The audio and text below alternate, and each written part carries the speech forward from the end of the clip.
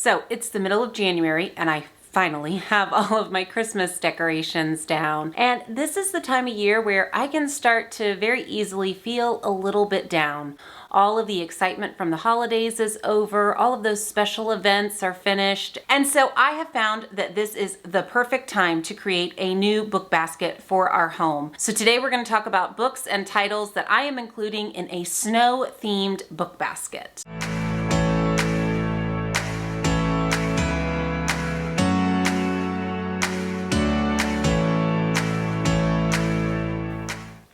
All right, so today I am trying out matcha tea, a matcha tea latte mix that I got from Trader Joe's. You guys know I'm normally a black coffee drinker, but I'm trying something new. It kind of leaves this like weird green ring around the inside of the cup that doesn't look super appetizing, but I think I like the taste. It's really earthy. It does taste green. I haven't quite decided yet, but I think I like it. So anyways, welcome back. Today I'm going to be sharing titles with you that I am including in our snow-themed book basket. So just a brief overview about how I create book baskets for our home, for our homeschool. I will pick a theme, whether that's a special event or a holiday or an item, such as Thanksgiving or Christmas, autumn, maybe apples or snow. And I will select around a dozen picture books that go along with that theme and put them in a basket or sometimes on a bookshelf here in our home, just to have readily available for us to read. I try to select a good mix of books, board books for my baby and toddlers, early readers, and simple picture books for my elementary school child, and then just some bulkier or a little bit more beefed up picture books for my middle schoolers. Now, we don't necessarily read out of this book basket every single day. I don't currently schedule it as part of our homeschool routine.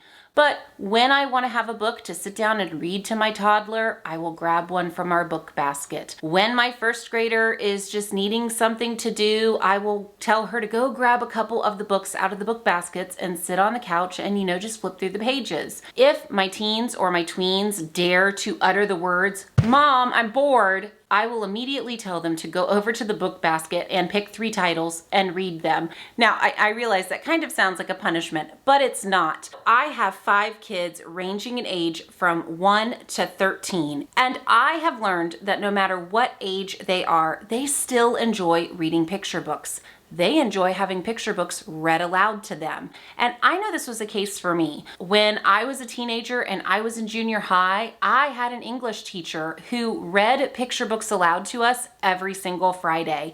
And no one in the class ever rolled their eyes or, thought it was annoying. We all desperately loved Fridays. We were excited to go to class and hear what picture book she had to read to us that day. So my point is, no matter how old your children are, do not be afraid to create a book basket for them and even for yourself. It is such an enjoyable experience for our entire family, and I promise you, you won't regret it. All right, so let's just go ahead and jump in and preview some of the books that I have included in our snow-themed book basket. Our first book is Owl Moon, and this is a 1988 Caldecott winner, and this is a beautiful story about a little girl and her pa who trudge out one winter night through the snow to go owling, which is a way of saying they're going owl hunting. They take flashlights and quietly walk through the winter woods, searching for an owl up in a tree to just spot and observe.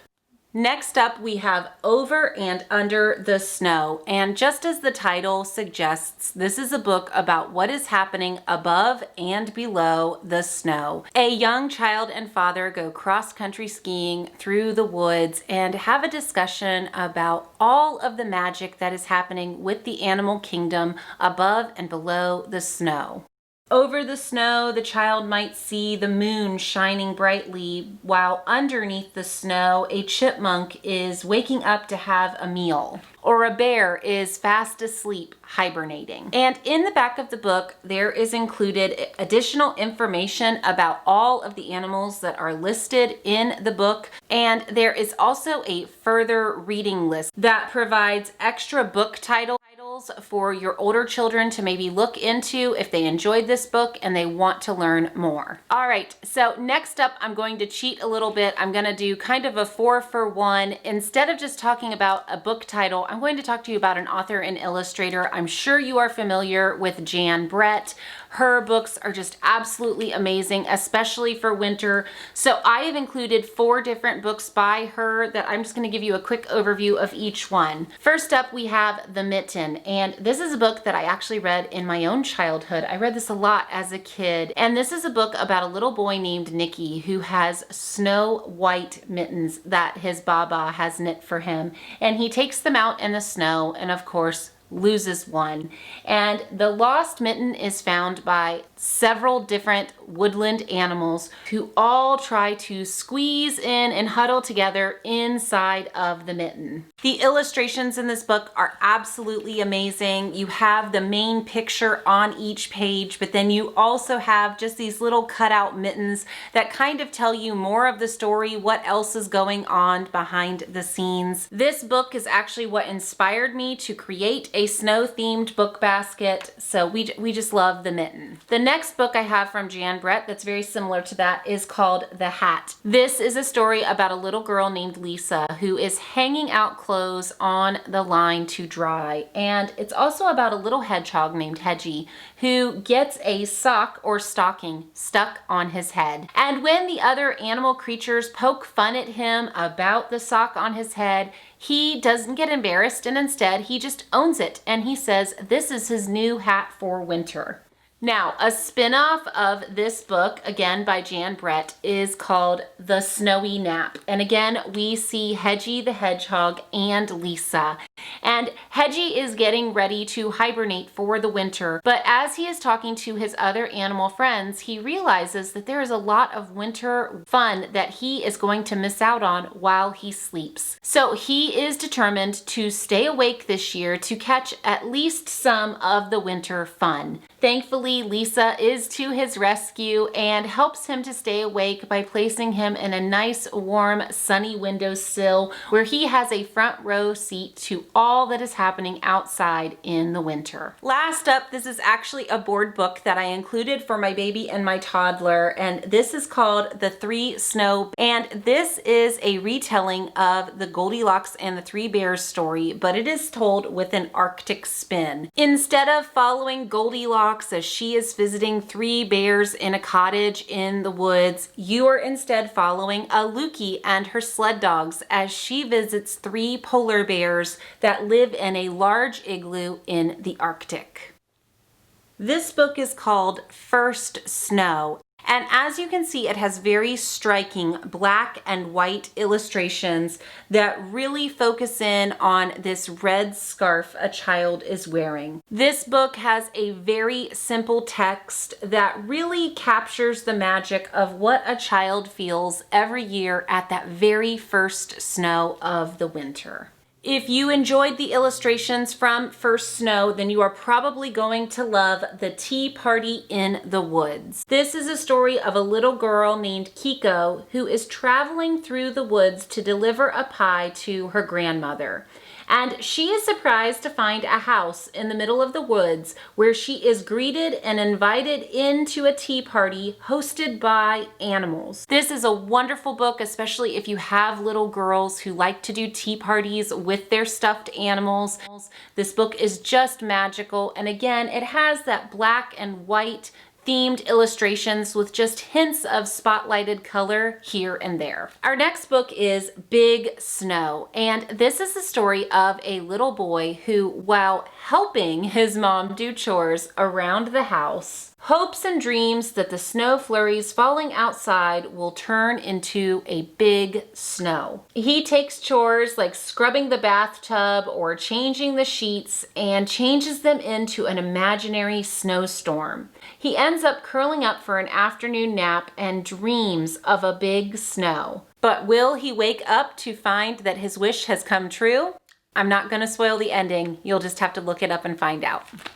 So have you ever had a grandparent tell you a story about having to trudge through 3 or 4 feet of snow uphill Well, if you have, you're going to enjoy this book. It's told from the perspective of two grandpas who are retelling their experience of the 1888 blizzard. You follow along as they talk about their different circumstances and experiences during the storm. Now, if you have older kids, middle schoolers, upper elementary, this book is actually a great jumping off point to study the blizzard of 1888 that hit in March very unexpectedly and dumped over 50 inches of snow in certain parts of the Northeast and actually killed over 400 people. Staying along that same theme of snowstorms is the book Blizzard. This is another tale about a blizzard, but this one happens 90 years later in 1978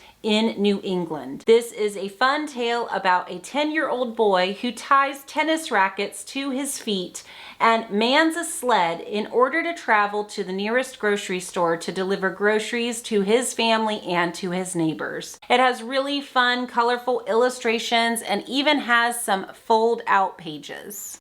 Our next book is called 10 Ways to Hear Snow. Lena is on her way to her grandmother's to help cook a special meal, and along the way she listens closely to a city that has been covered by a blanket of snow. She discovers 10 special sounds that you can only hear when it snows. This is a wonderful story that helps you to appreciate a world that is quieted by snow. Here is another title that I absolutely love for older children, upper elementary, middle school kids. This is Snowflake Bentley, and this is the story of Wilson Bentley. And I'm actually just going to read you the jacket cover because it's going to summarize it better than I can. Snow in Vermont is as common as dirt. Why would anyone want to photograph it?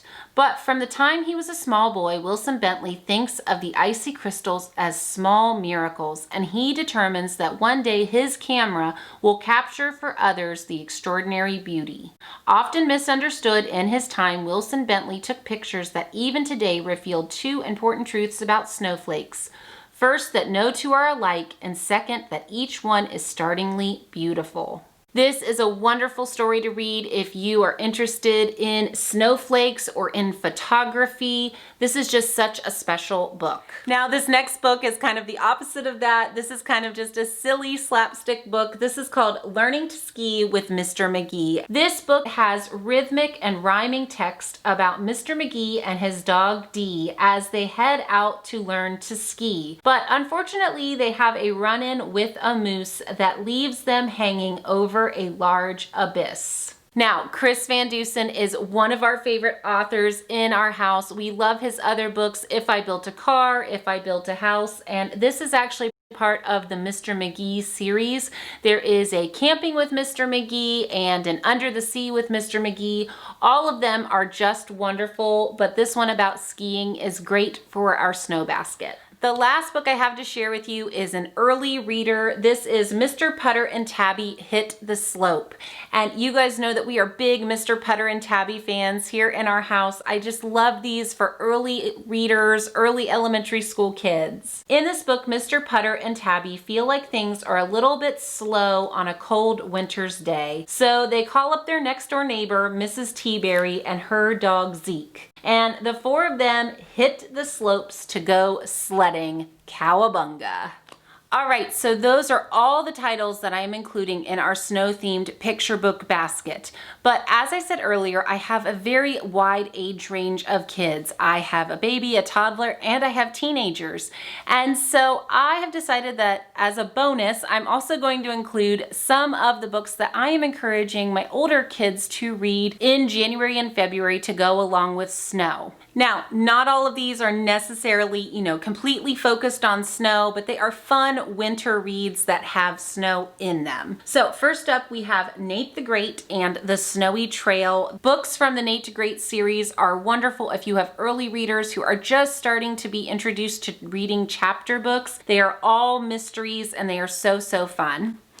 Next up, I have several Magic Treehouse selections. First up, I have Polar Bears Past Bedtime, and this is Magic Treehouse number 12. In this book, Jack and Annie travel to the frozen Arctic. Then we have number 31, Magic Treehouse Warriors in Winter. That has to do with them meeting up with some Roman soldiers in the winter. And then we have Winter of the Ice Wizard, and this is Magic Treehouse number 32, A Merlin Mission. Then I have a couple of titles that I picked up from our library from the Boxcar Children's series. First of all, number 13, Snowbound Mystery. And then we also have special number 3, The Mystery at Snowflake Inn. If you are a Little House fan, a wonderful book to read during the winter. You could use this as a read aloud to your kids, or maybe your middle schoolers could read this on their own. The Long Winter by Laura Ingalls Wilder. This next chapter book I picked up for my daughter Leah, who is 12. This is called Skating Shoes, and Leah has enjoyed other books in this series: ballet shoes, dancing shoes, circus shoes, movie shoes.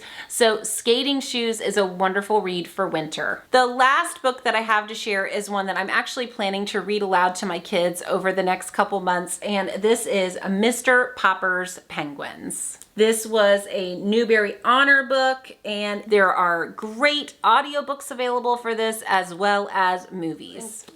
Okay guys, so I hope you enjoyed those additional bonus chapter book titles. This is not an extensive list of snow books or winter books that you could read with your kids. These are just some series and different books that my kids are currently interested in, so I hope that these encourage you or inspire you to read some new books this winter. I will make sure to provide links for all of the books that I mentioned in today's video down below in the description box.